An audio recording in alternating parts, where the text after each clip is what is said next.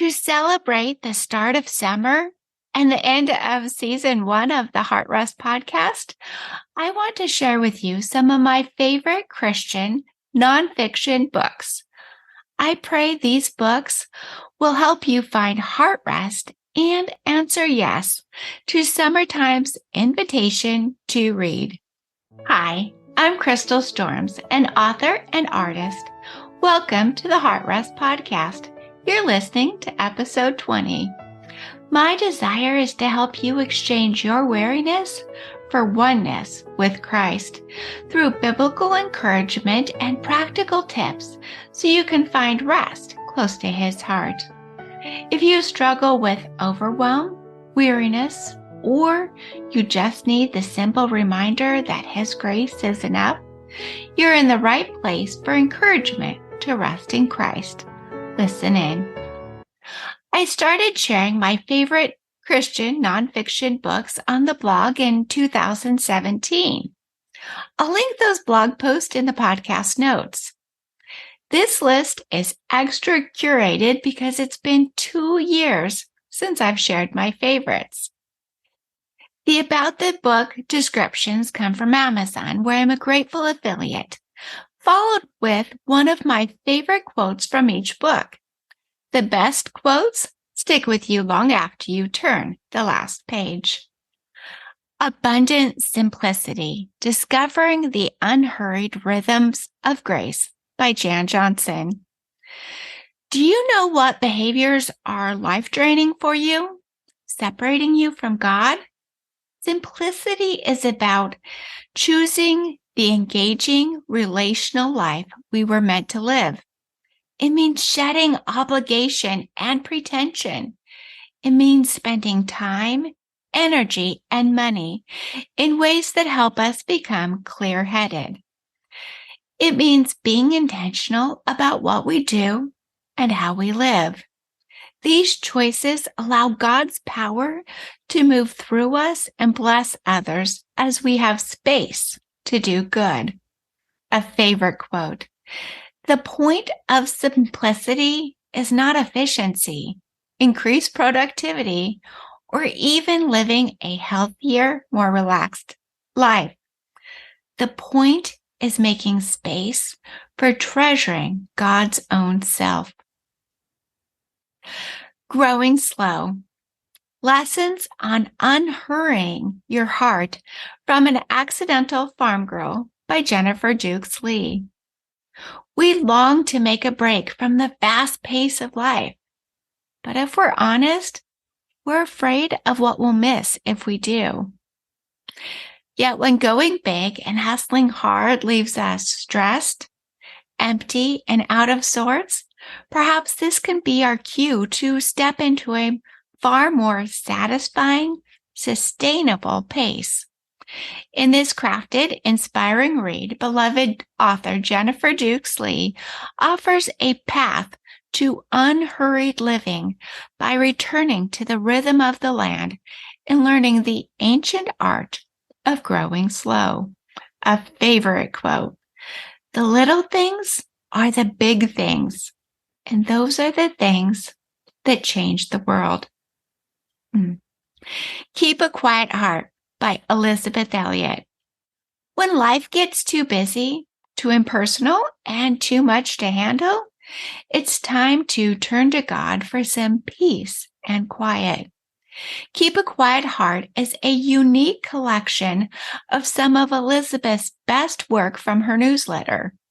More than 100 short passages offer a bit of relief from everyday life as they point the reader toward the everlasting love and peace of God.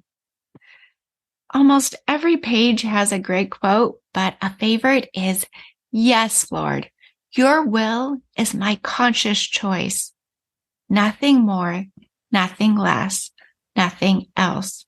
Beautiful prayer. Made Like Martha. Good News for the Woman Who Gets Things Done by Katie Reed. Are you a Martha who feels guilty about not being a Mary? Do you want to sit at Jesus' feet as Mary did, but you feel the need to get things done? In Made Like Martha, Katie M. Reed invites you to exchange try-hard striving for hope-filled freedom without abandoning your doer's heart in the process. A favorite quote and principle to live by: just because I am good at something does not mean I am obligated to say yes. Christ has specific assignments, just as God had specific assignments for Christ. Ephesians 2:10. The powerful purpose of introverts. Why the world needs you to be you, by Holly Girth. Research shows what introverts may see as struggles can be their greatest strengths. Instead of wondering if you need to change, what if you could fully be yourself with nothing holding you back? Let the powerful purpose of introverts show you that you're exactly who God created you to be. Understand who you are, overcome your struggles, maximize your God-given strengths. Live your powerful purpose. A favorite quote. Our social schedules aren't a measuring stick for our spirituality. If you want to grow in love, measure nothing. Instead, make one connection. Have one conversation. Show kindness to one person at a time. The Practice of the Presence of God by Brother Lawrence. Brother Lawrence was a 17th century Christian who had a dramatic spiritual awakening at the age of 18. Seeing a tree in winter, his soul suddenly opened to the presence of God. Within 6 years, he had entered a Carmelite monastery in Paris, where he worked chiefly in the kitchen, cooking and cleaning. He practiced a simple and natural method. He merely turned his attention to the divine presence available at all times during any activity.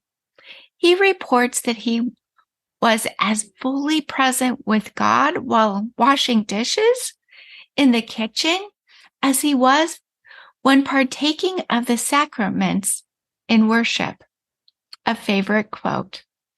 All that is needed to bring us to union with God is love. The shortest way to God was to go straight to him by a continual exercise of love and doing everything for his sake.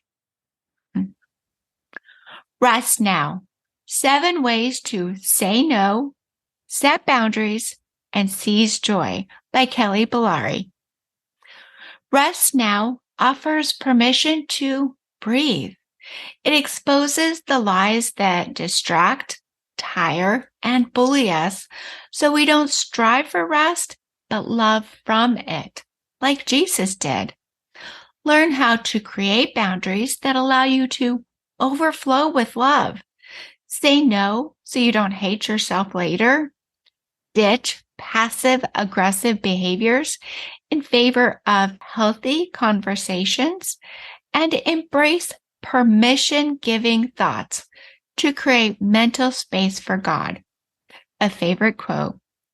To have humility is to be no more or no less than who I am today.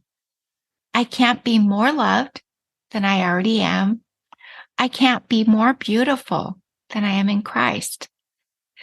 I can't be more whole than wholly loved. Powerful. Sacred Rhythms, Arranging Our Lives for Spiritual Transformation by Ruth Haley Barton. Spiritual disciplines are activities that open us to God's transforming love and the changes that only God can bring about in our lives. Picking up on the monastic tradition of creating a rule of life that allows for regular space for the practice of spiritual disciplines, Ruth Haley Barton takes you more deeply into understanding 7 key disciplines, along with practical ideas for weaving them into everyday life. A favorite quote. your desire for more of God than you have right now, your longing for love, your need for deeper levels of spiritual transformation than you have experienced thus far is the truest thing about you. Sanctuary, cultivating a quiet heart in a noisy world. 31-Day Devotional by Denise J. Hughes. Find true peace in Christ among the busyness, noise, and pressures of life. This 31-day devotional explores what it means and what it looks like in very practical ways to lead the quiet life Paul speaks of in 1 Thessalonians 4:11 through 12.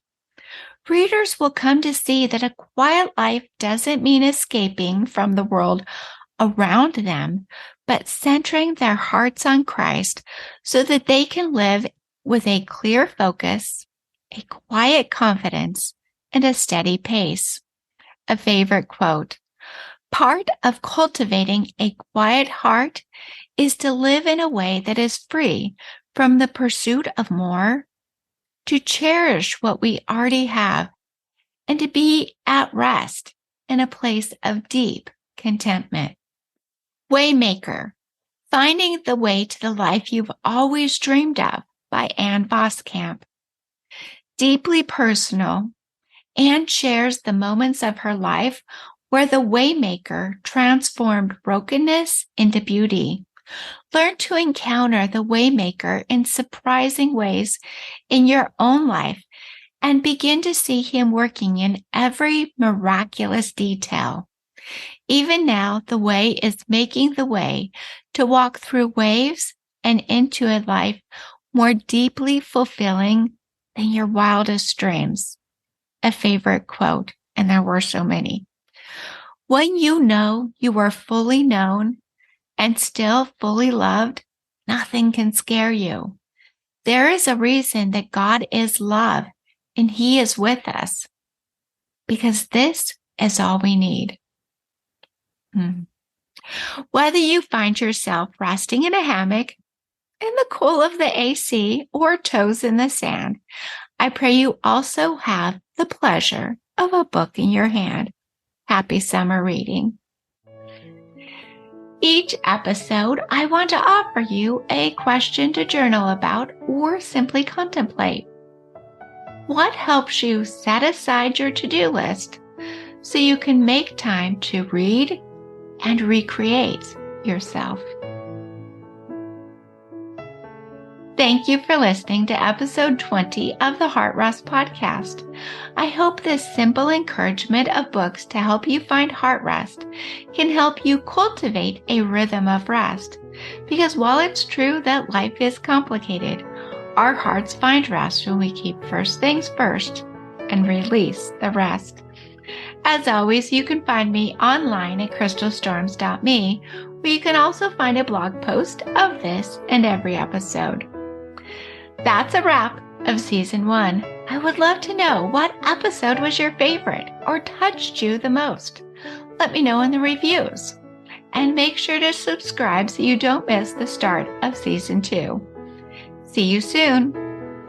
As we close, I want to leave you with a quote from Charles E. Jones.